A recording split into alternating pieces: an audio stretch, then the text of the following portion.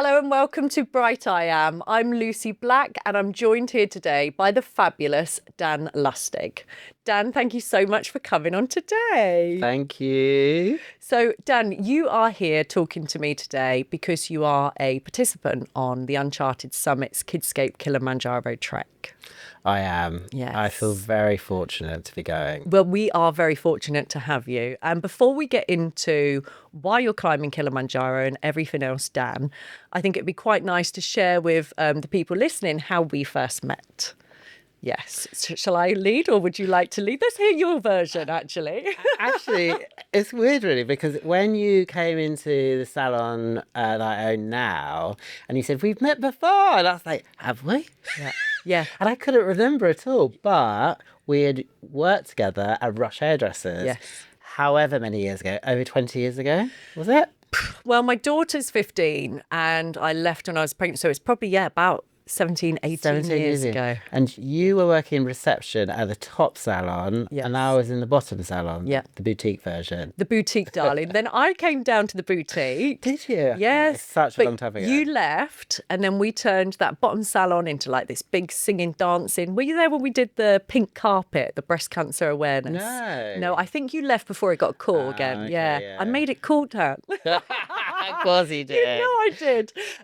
So yeah, it's really funny. And obviously that was before you'd been on Gogglebox and before you owned your salons and you've done all this TV and media work. So life changes, things move on, don't they? It does. And it is odd because I have been in Sussex my whole life. So a young 50 years. Yes. So, and then sometimes it's a small place and you do bump into people. Yeah. You know, and your life has changed and my life has changed a lot, but in Yes. some ways stay the same. Yeah, and funny how we first met in a hairdresser's in Brighton. And then I came in, I'd moved to Hurstpit Point and I thought, oh, I've heard there's this lovely salon. I shall go and have a little look. And I come on in and there you are. And we re-met again in a hairdresser's. So going on from that, it's been quite interesting because Dan, you also live in Brighton Hove and so does Andrew Barton, who's another celebrity hairdresser. And you two knew of each other. I think you had celebrated one of his runs that he'd done on the seafront once, but you hadn't quite formed a proper bond at that point. No. And me being the connector I am, kind of got myself in there. You heard that Andrew was doing Kilimanjaro. I think you turned up to his beach hut with a rosé bottle of wine, if I remember correctly. I did. And then the rest is history, I think. Well, I remember you saying to me, like, Andrew's really keen to meet you, Yeah. you know, and I was keen to meet him. So basically, I'd been training for the Brighton Marathon and I'd run past his beach hut quite a lot. We had never met then, or I don't think we'd ever spoken. I was following him on Instagram. I think a couple of times I must have messaged him. And I kept seeing it. He's always having some sort of party, loads of friends around, all these shishi women drinking rosé. I was like, I want to get involved. And when he said he was having a beach party, a beach hut party, and he said to come along, I was well chuffed. So I went to the off license. I got the most bougiest rosé I could find and turned up. Yeah, and you met his lovely husband, Phil, the captain. The captain is so lovely. As a couple, they're very, very welcoming people. They're very open. I didn't know anyone there. And by the end of the afternoon, I knew everyone. Yeah. And after a bottle of rosé, I had already decided that I'm going to do this gig. You know, I was definitely getting on Kilimanjaro. Yeah. So but I didn't really know the situation. I didn't know if there were places or what it was. I just overheard you talk about it. So when I said, I want to get involved like that, he went, you're in. Yeah. Are you in? Yeah. I need to know if you're in. If you're in, you got to tell me now. You can't back out. I was like, oh my God, I'm in. I love that. And I think you ended up in the sea with him, didn't you? Did he make you go swimming that day? Yeah, well, I had it was a summer, and I brought my little trunks with me. Oh, yeah, nice. Little trunks or Speedos? What are we talking here? I think they were Speedos. Were they? Yeah, Good, they were Speedos. And he said, who's coming in? Who's coming in? And everyone was like, no, I'm not going in. And I was like, I'll come in. I've already been in once today. Yeah. And we bonded in the water. He's he's got a lot to say. You know what I mean? A lot Yeah. of interesting things to say. Yeah. He's such a positive person, and you spend any time with him, Yeah. you feel like you could climb the mountain. You know what I mean? Yeah, It's such a great thing. he's been. I mean, he's an ambassador of Kidscape, but he has been a champion of this climb from the very first second he heard of it. He's been wonderful. I think I saw him at an event. Olga Thompson, who's another Kidscape ambassador's book release launch event. And I saw him and he was like this ball of energy. And I said to him, I said, Andrew, you'd look good on a mountain. And that was my opener, Dan. And it's been just an adventure ever since. Yeah. So look, Andrew aside, I get to talk to him again very soon. Yeah. And we'll be sharing that story. What I wanted to know really is what's new in your world? So, I mean, people who are listening, obviously, they know you from Gogglebox. They know there's been some changes in your life. We've been following you doing a lot of fitness, a lot of different activities, supporting different charities. What's new with Dan? That's what I'd like to know. Oh my goodness, so much, I guess. So much is new, and a good part of me is the same, you know. So I was married. Me and Stephen were together for 11.5 years, I think. It's a long time. It's a long time. In gay world, that's forever. Yeah, I know. It's unheard of, I think, isn't it? Yeah. We had a great relationship. We're business partners, doggy dads, you know, all really, really good. And we did break up because we were just two different people in the end. Yeah. So up to this point, we've been living together, you know, all still quite cozy. And now we live separate at the moment. It's really nice getting our own space. I know for him, he feels the same, and I do as well. Yeah. So that's really good. And I'm working with lots of charities at the moment and putting myself out there. I'm working with the Deaf Association. I'm going to be learning to sign. Which is marvellous. I mean, Yeah. I think that is such a beautiful thing because it's not easy. No. There's nothing easy about it. And tell us, why is it you're working with the Deaf Association? I'm deaf in my left ear, Okay, yeah. and I've been deaf in my left ear since I was 6. Okay. I got an infection in my inner eardrum. I think I had mumps before you had all the injections. Right. So I had mumps, got it on holiday, my ear burst on holiday, and then my parents took me to the doctors out there. They said, actually, you're fine to drive. You're fine to fly home, but it's done, unfortunately. Wow. Yeah, my balance was really off, like on sports day. You know, everyone's running down the middle. I was Yes. like, running to the side. Even swimming. My centre of gravity was completely gone. Right.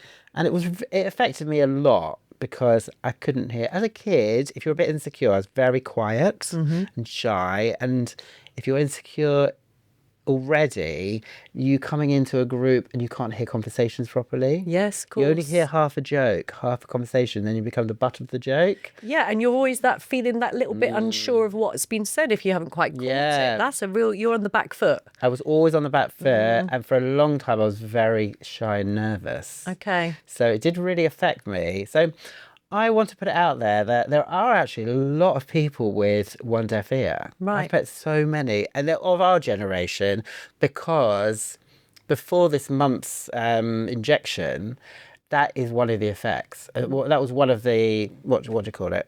The side effects of getting mumps. Wow, see, I didn't even know that. I didn't even know. That's I mean, it's something different to live with, but it's really nice that you're now helping other people, other children, I suppose, with the Deaf Association. Yeah, that's lovely. Good. Yeah, I'm learning. Yeah, and actually, my mum's French. I can speak French. I find languages easy. Okay. So I'm hoping, you know, I'm going to get to grips with this really well. Yeah. At the moment, I haven't started yet, but I do need today to research how to just to say, hi, my name's Daniel, and I'll be doing this little promo video about it. It's really lovely. Yeah. And it's nice when you can use your stardom, your celebrity status for good. Something I'm working on at the moment is platforms for good. It's a new idea. Next year, it's another thing after the Kilimanjaro. But there seems to be a lot of people, influencers, as you know, in the world, TikTokers, YouTubers. And it's great making a fuss, sharing a message. But actually, we need to use our platforms for good. Yeah. And they can connect to people that don't watch TV, that aren't part of a club or a charity. We can reach people and do good. So I know that you and I could talk all day on this, so I'm going to try and get back on track. Okay. Kilimanjaro. Yeah. Why now? How has it worked out? I mean, I know we did the backstory with Andrew. You both, you know, love each other and have, you know, been meaning to connect. But why does it feel so important now for you? What does it symbolise, summiting that mountain? Because this year I turned 50. Right, it's your 50th year. Yes, it's my 50th year. And in this year, obviously, like a lot of people turning 50, you want to do lots of exciting things. Yeah. And this is probably this will be the hardest thing physically and emotionally I will ever do. Yeah. Or I've done to this point. Yeah, it's a bucket list. Yeah, it's definitely a bucket list. And Stephen, my ex, he had done Everest base camp. Right. And I always remember the stories of him doing it. And I thought, I can't do this one because you've done this one. Yes. But I need myself to do something similar to this. So that's probably a major one for me, being 50. And I have been on like a health journey. I never used to go to the gym that much before. I was quite naughty. I played tennis. Yeah. Then I'll have a little cigarette afterwards and a Right. few wines. And I don't really do any of that anymore. I don't smoke anymore. I'm very healthy. I've got an online PT. He keeps me in shape. Okay, so you're probably in the shape of your life. Yeah, I am. Yeah. Okay. So you've stopped smoking, you've taken up more gym, you've got your PT. Yeah. And you're feeling. Got my little...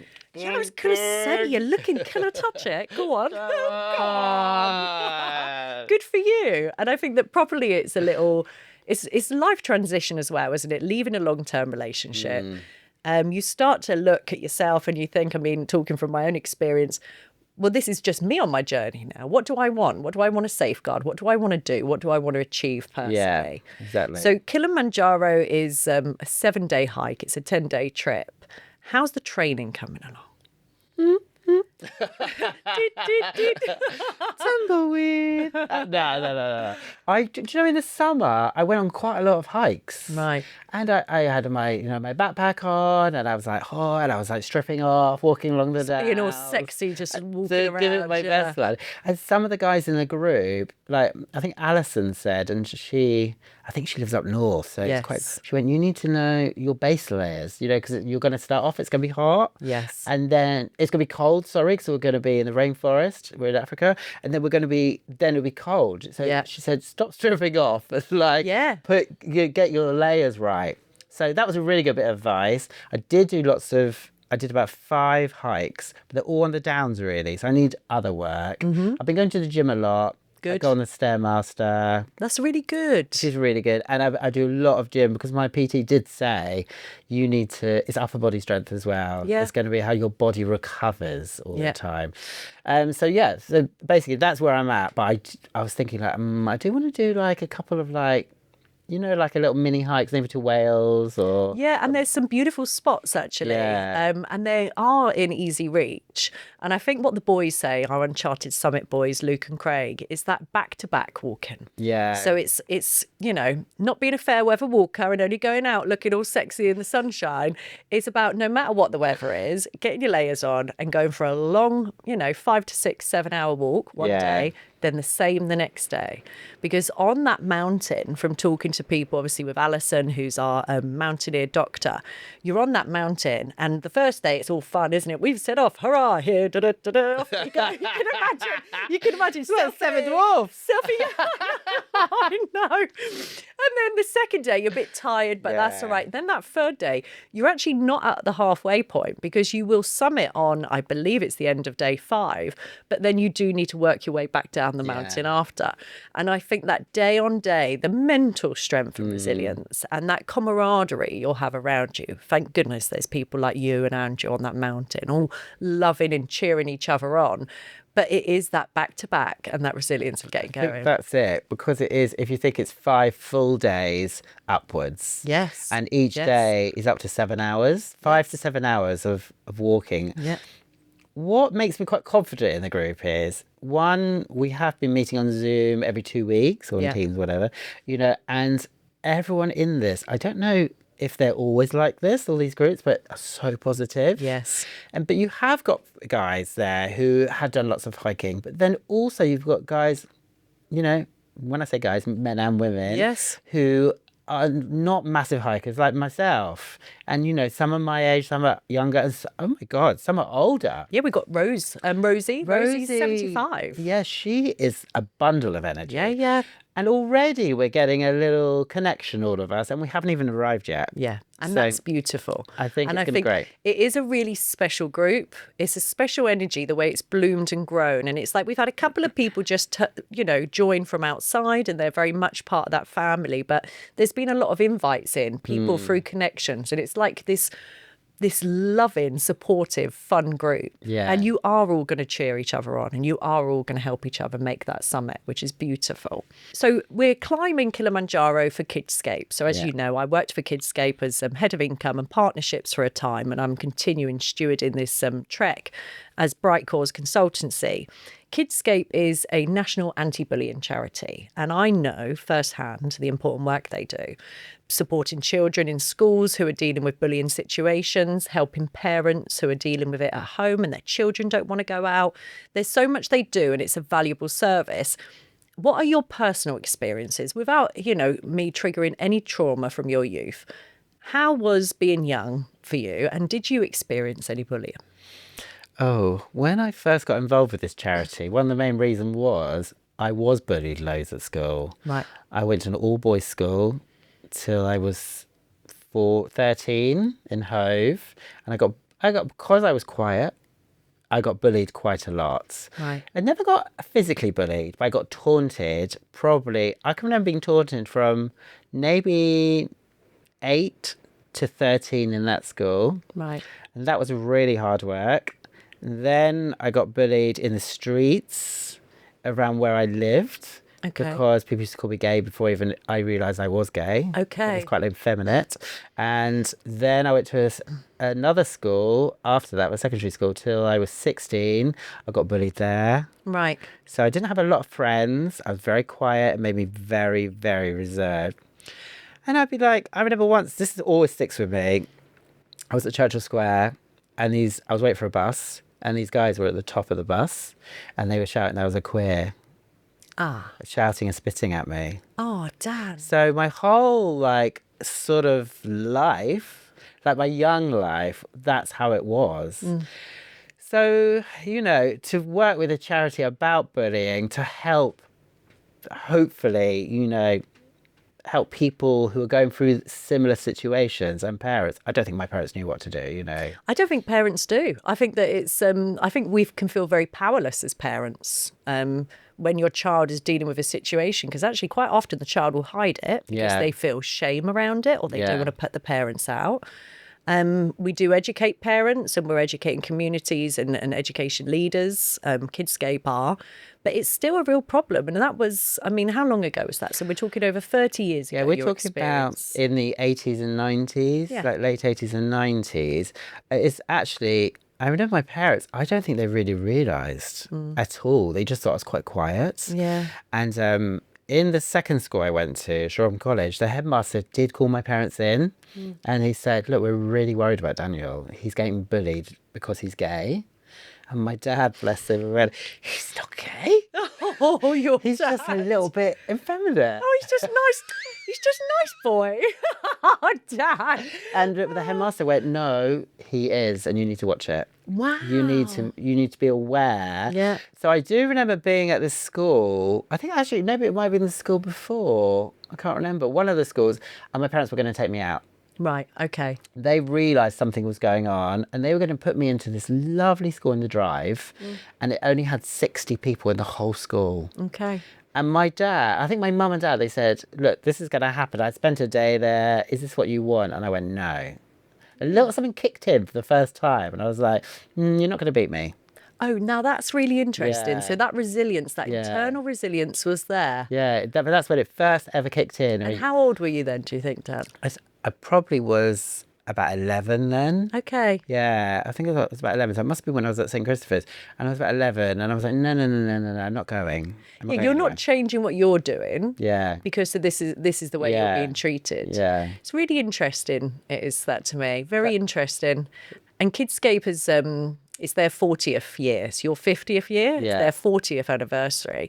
And it does make me think and wonder, because from talking to Kat, who runs the parent advice line at Kidscape, a lot of the things you're talking about here, these are the kind of stories she's hearing from parents now. Yeah. And then obviously the changes in bullying is that you can't get away from those bullies now. They're on your phone, in your bedroom, in your house, this social media. Can't imagine that, to be honest, because for me, it was just in the street. Like, my house is my safe zone. Yes. You can't get taunted No. in your house. The No, door's shut, you're safe. You're completely safe.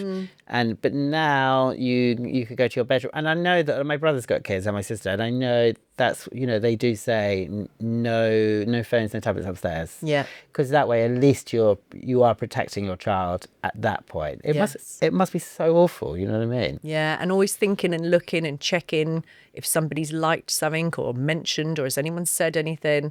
It's more difficult, I think, now for young people for that reason, and also the fact that we've not fixed these issues from before. Yeah. Bullying is prolific. It's affecting boys, girls of all ages across the UK, and it's even seeping into adult relationships, isn't it? I mean, we look at abusive relationships, workplace bullying is on the rise.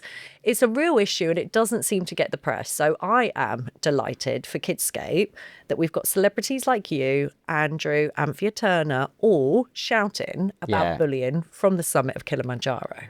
Oh, God, yeah. The thing is, I just don't know anyone. Everyone is against bullying. Yes. Everyone. And everyone has been touched by it in some way, whether it's through their children who've been bullied and they've had to move schools or help them from themselves when they were younger, or in a relationship or a workplace. Yeah. It touches everybody's life. I think it does need more awareness spreading. We need to spread awareness that it's still an issue. And obviously it then leads to a lot of mental health issues and complaints in young people and trauma. So Kidscape worked with the University of York, lovely lady called Natalie Norrit. She did a piece of research which went on to show that bullying is a traumatic experience. Yeah. I'm going to say, if you are someone...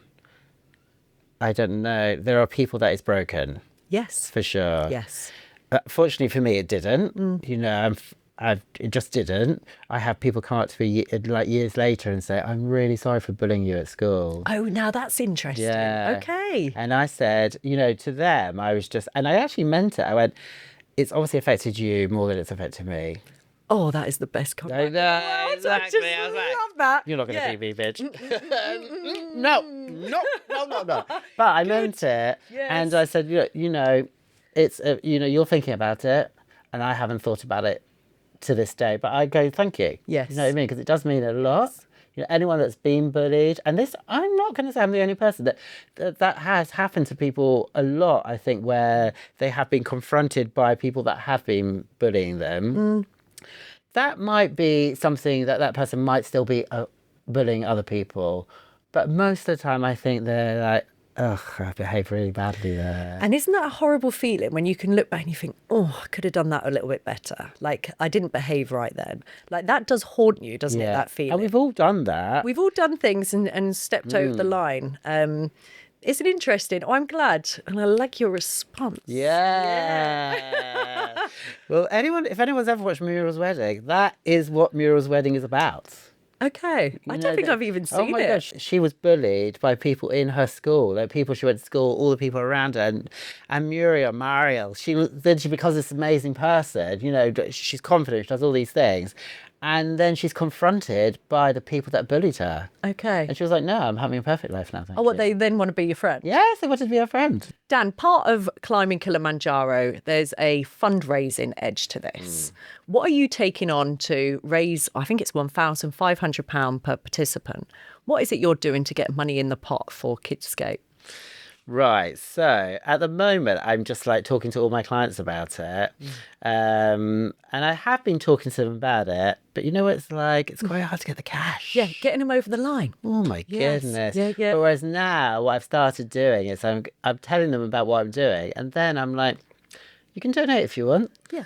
And actually, that little push. So I'm a fundraiser, as you know. I've got different clients, different things. Sometimes you actually really do need to make the ask. The hints don't always work. People are, happy. They celebrate you and your achievements. But actually, today I'm looking to raise X amount of money. Maybe break it down to the day. I've got 10 clients today and I'd love to raise £100. Yeah. Would you like to help? So you're almost instructing them you want a tenner towards Yeah. this, which is really nice. Yes. It's good. I mean, the GiveStar app is really, really good. You know, Yes. and because you can, they can tap on your phone, which I've never seen anything like that Yeah. before. So that's good. And my clients, they all want to support you, but you know what it's like? Everyone is asking someone for money at the moment, all the time. Yeah. But just being a little bit pushy, just a tiny bit pushy, into saying, would you be interested in donating? Yeah. That's all I've said, really. I think a lot of people, because they think, oh, when is it? It's end of January. Oh, I'll do it next time. Yes, that's right. So, yeah. But I'm in chats with my aunt, and she runs lots of events in the Hove Club. It's like a little private members club. Okay, nice. And she's going to be putting together something for me, which I haven't organised fully yet. But there's going to be a quiz night or something like that. Something fun. Yeah. I'm going to get Andrew involved. Oh, you'll love it. It'll be quiz master if you want. You know, turn up and do that. exactly. And we have spoken loosely about doing a blow dry night in the salon. Yes. Do something like that. So that would be really interesting. And Andrew said he'd be quite keen to come into the salon to do it. So whatever it is, we'll get something together. Yeah, and I'm talking to my followers, come on, followers. Yeah. Get your hand in the pocket, and it's getting creative as well, isn't it? Because actually it's quite a chunk of money. And I suppose also you talking, and maybe people who are listening to this, Dan, hearing you talk about your personal experience with what the charity helps, that always helps and brings it along.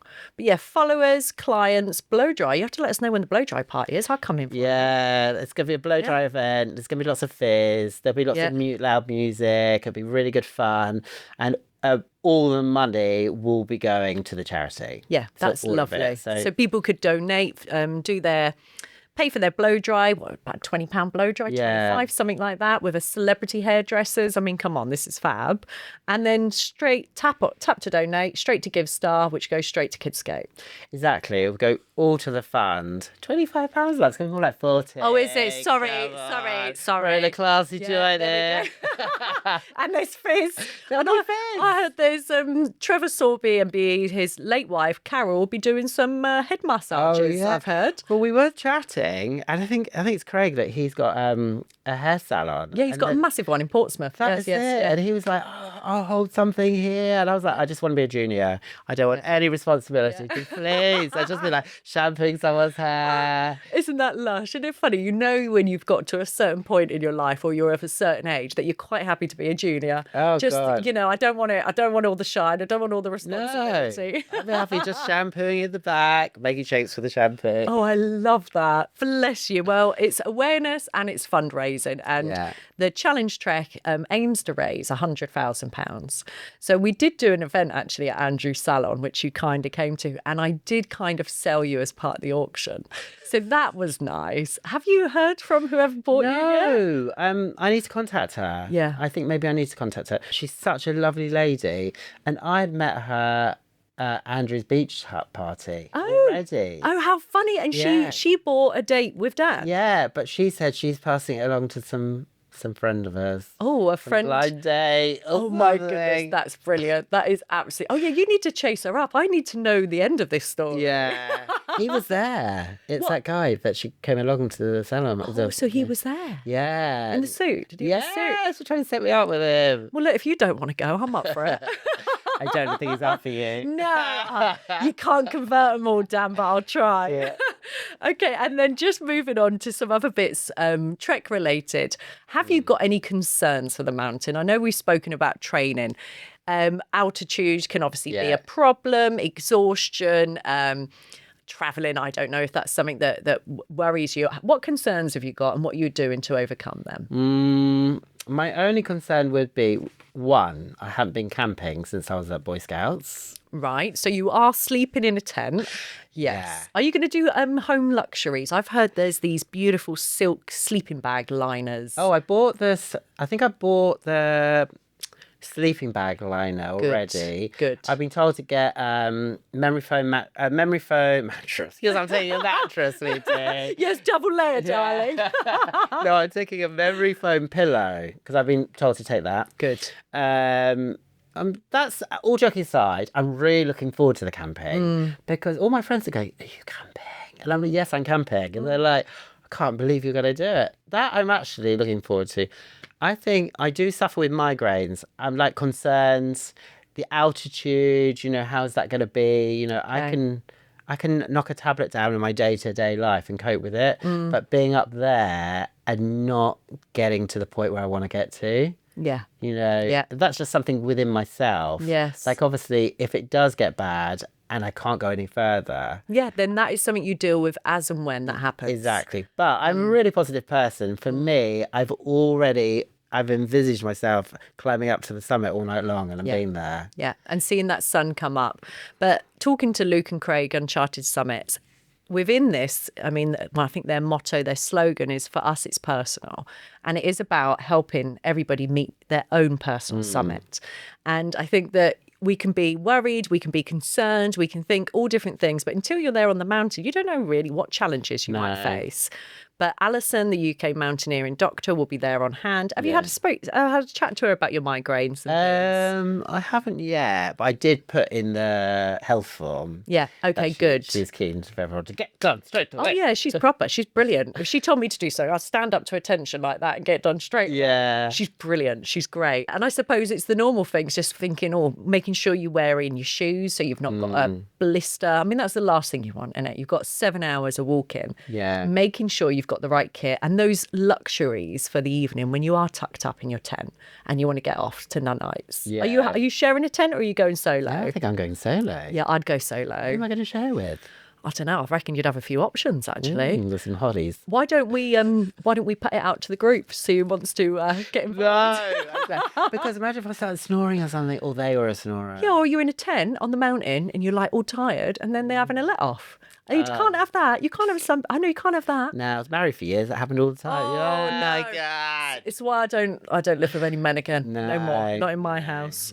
Right. So, letting off intents aside, please, can you run through some diary highlights? Obviously, you're starting 2026 and you're going to be on Kilimanjaro in Tanzania. Yeah. I think you've booked a little after party for afterwards, Dan. Let's start with that. Where do you go when you come down from Kilimanjaro? Have you got a few days in Tanzania you're spending? We've got 2 days in the hotel, or 1 day in the hotel afterwards. Yeah. And I've booked 5 days in Zanzibar. Perfect. So I'm going to be on that jet. Yeah. Jetting off to Zanzibar, somewhere that the guys had recommended. Yeah. And it looks beautiful. So I've got half board. I mean, I can't imagine.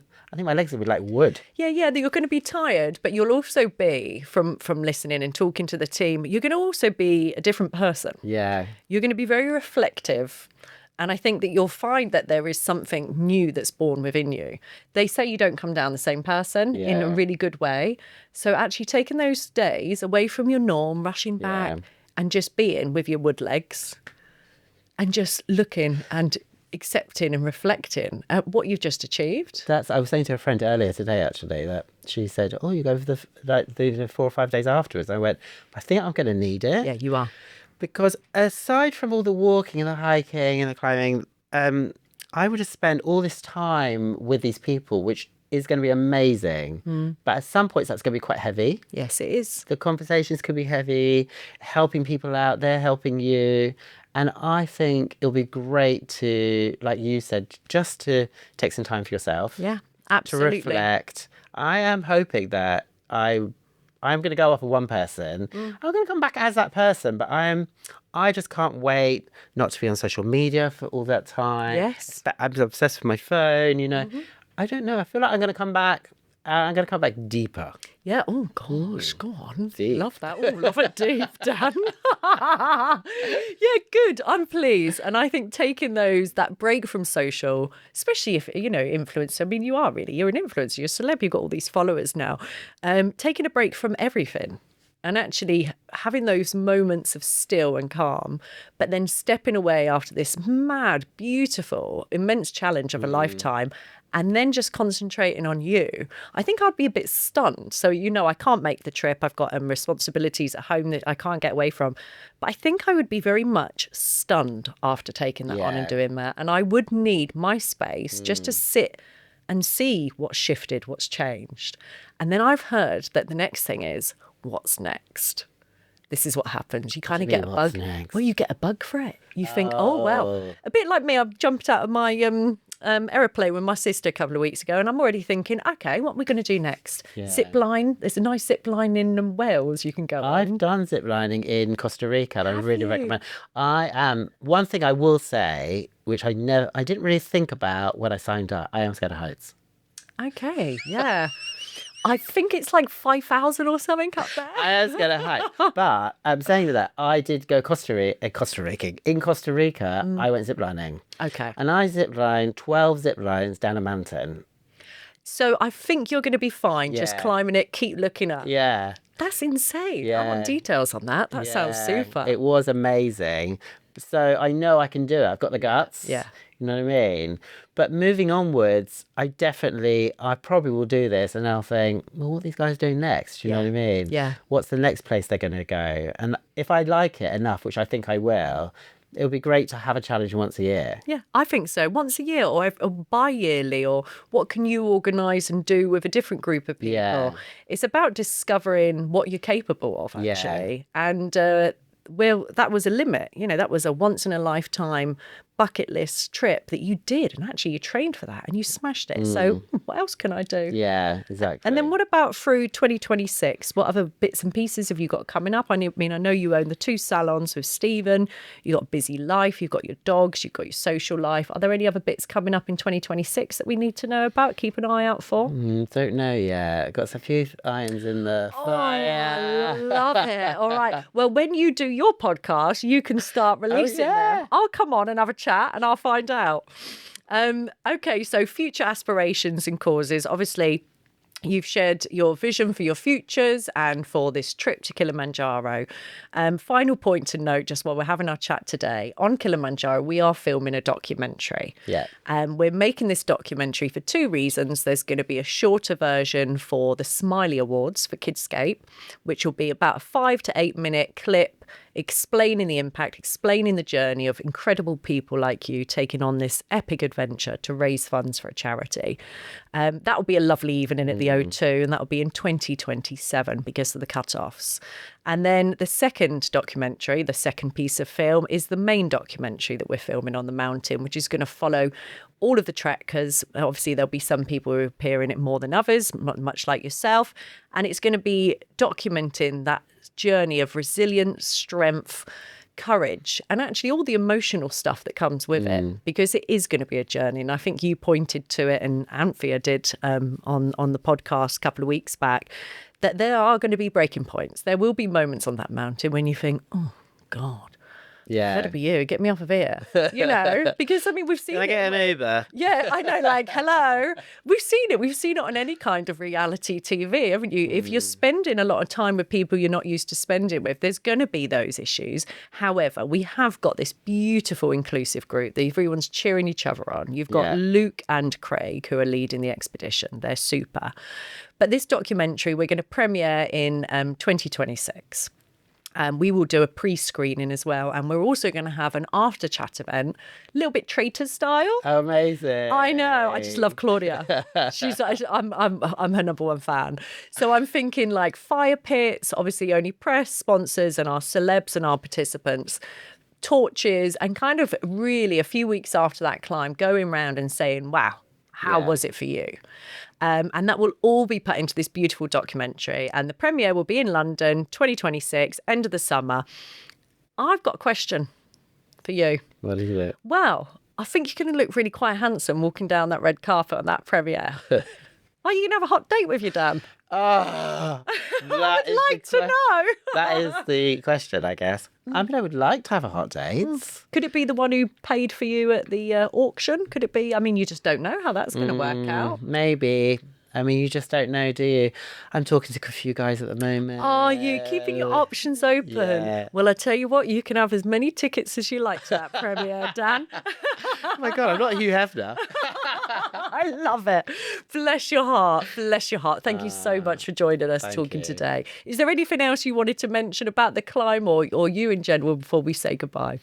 No, I think that's it really. But if you are listening to this, please donate. Yes. And how would somebody go about donating? Would they go onto the GiveStar website, I suppose? You can go to the GiveStar website and you can put my name in there and Kilimanjaro, Also, you can follow me on my Instagram, Lustig75, and there's a link in my bio there as well. Perfect. And we'll make sure we put all those links into this you. podcast, Ujima Flip, whatever it's called. Ujima Flip. I was going to say, how's your father? But I thought I was going a bit too far. Oh my God. This podcast is turning after hours. Yes, it is. You can tell, can't you? Bless you. Thanks so much, Dan. Thank you for listening. I'm Lucy. I've been here with Dan Lustig today, and this is Bright I Am.